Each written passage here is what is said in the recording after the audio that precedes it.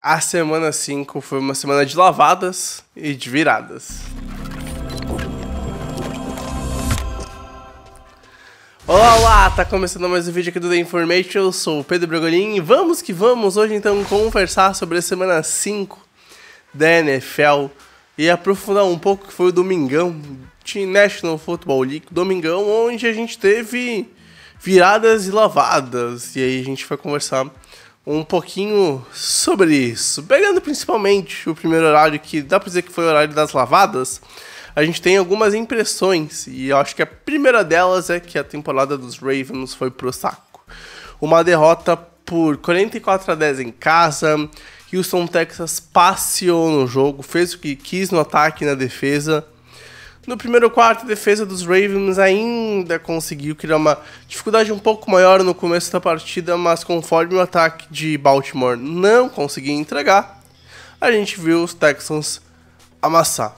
E aí, sem Lamar Jackson e sem um monte de outros nomes que são titulares da franquia, a derrota em 1-4 decreta praticamente o fim de temporada, né? Os Ravens teriam que fazer uma run perfeita, praticamente para pegar playoffs, e deve ser complicado conseguir pegar playoffs estando 1-4 numa divisão onde a gente tem um time dos Steelers que, por mais que não seja o melhor, é um time muito competitivo e que vai arrumar maneiras de fazer jogos onde talvez a gente espere até uma derrota. Então é um ponto cruel aqui nesse começo de segundo mês de NFL, já a gente viu o time tão bom, pelo menos no papel, os Ravens ser detonado por lesão e também por erros próprios, né? Já os Colts amassaram os Raiders 46. Cara, que implosão dos Raiders depois de um bom começo na semana 1. A gente vê Las Vegas implodindo, não jogando bem. E do outro lado a gente vê Daniel Jones, a gente vê Jonathan Taylor. Cara, jogando muito, muito mesmo. O Daniel Jones teve 20 passes completos na partida de 29. O Jonathan Taylor correu para 3 touchdowns e 17 carregadas.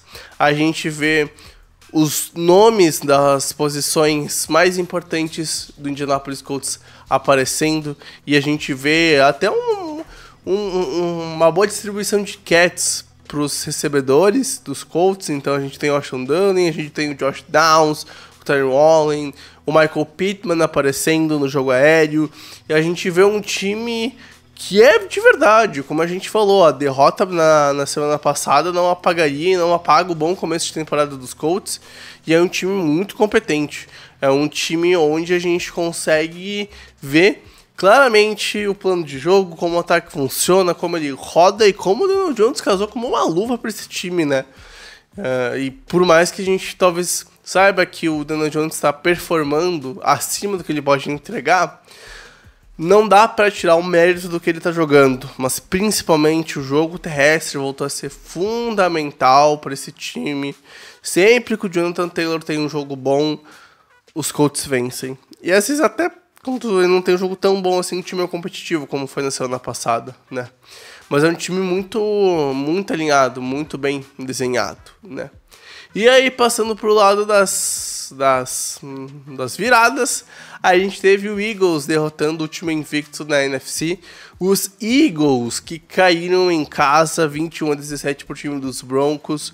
Um jogo onde mostra todo o problema do Philadelphia Eagles nesse começo de temporada, que é um time muito 880, oscila demais na partida. Um bom primeiro tempo, conseguindo vencer o jogo, não que estivesse humilhando ou passando a carroça por cima dos Broncos, mas é um time que tem seus vários problemas. E aí no segundo tempo, depois de um primeiro drive muito bom para abrir 17-3, o time morreu, parou de jogar.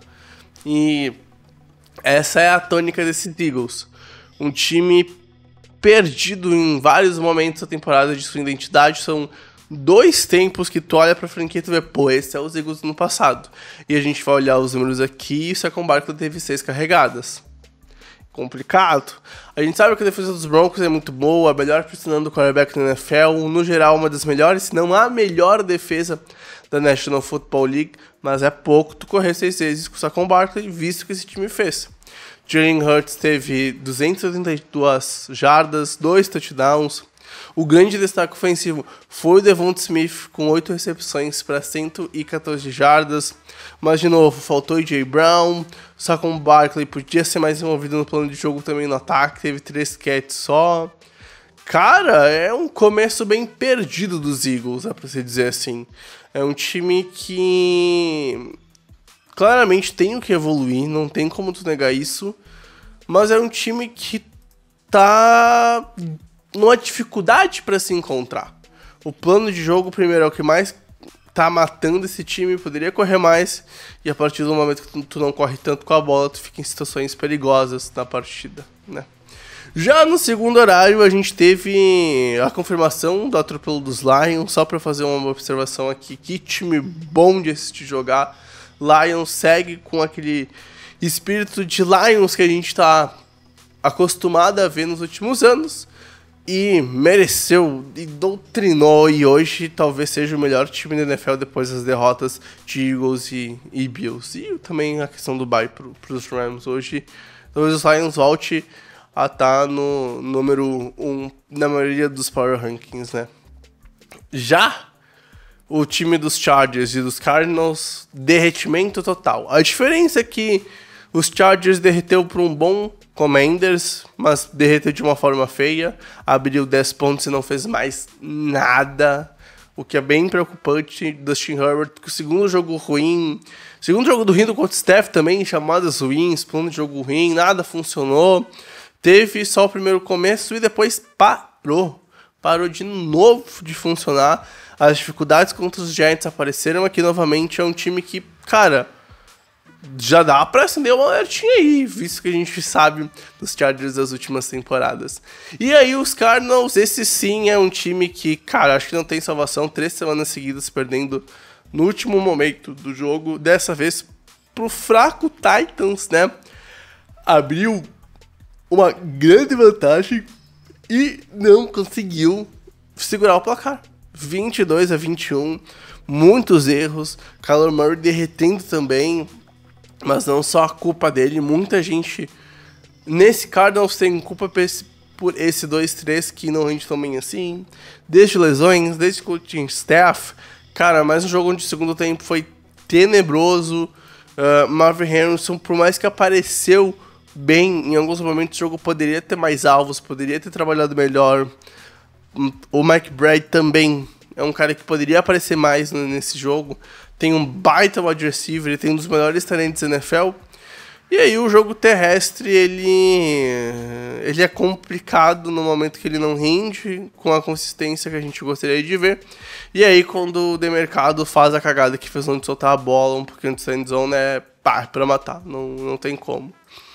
E aí, quando a gente vai olhar pro grande jogo da rodada, Buccaneers e Seahawks, uma vitória de culhão do time dos Bucs fora de casa, foi lá, conseguiu vencer o jogo, 38-35, e a diferença vem de um erro, de uma interceptação que o Sam Darnold teve num passe infeliz, mas a gente vê muitas coisas positivas ofensivamente e negativas na defesa, porque quando tu tem um time fazendo 38 e um time fazendo 35, os ataques sobressaíram, 4 touchdowns no Sam Darnold, 2 touchdowns do Baker Mayfield, o Rashad White correndo para 2 touchdowns também, cara, o Emeka Egbuka aparecendo cada vez mais, se sobressaindo.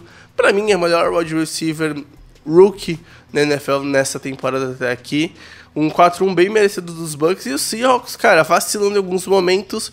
E aí não adianta, quando tu erra no final do jogo, do jeito que tu errou, tu vai ser pagado com uma derrota, né? Tu não tem como se safar disso. Então é um ponto que machuca.